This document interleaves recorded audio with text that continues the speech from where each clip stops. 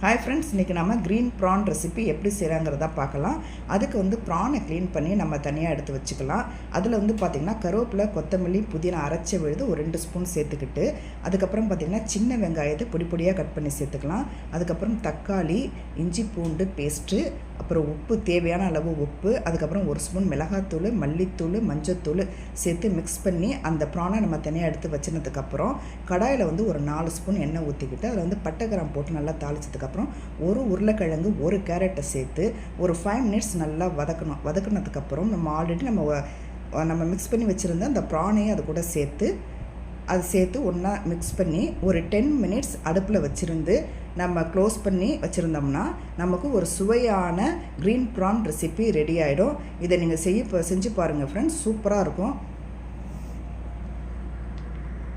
ஒரு தோசைக்கல்லில் பார்த்தீங்கன்னா ஒரு 2 ஸ்பூன் எண்ணெய் ஊற்றிட்டு ஒரு முட்டையை உடச்சி ஊற்றிட்டு அதுக்கப்புறம் பார்த்திங்கன்னா அதில் வந்து கொஞ்சம் பெப்பரும் உப்பும் சேர்த்து நல்லா வெந்ததுக்கப்புறம் திருப்பி போட்டோம்னா நமக்கு பெப்பர் முட்டை ஆம்லேட் ரெடி.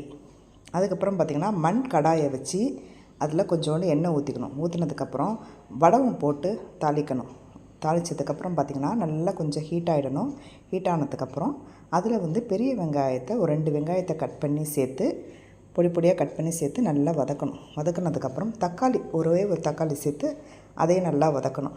அதுக்கப்புறம் பார்த்திங்கன்னா அதில் வந்து முருங்கைக்காய் பார்த்திங்கன்னா ஒரு 2 முருங்காவை கட் பண்ணி சேர்த்து அதையும் நல்லா வதக்கினதுக்கப்புறம் அதில் தேவையான அளவு உப்பு சேர்க்கணும்.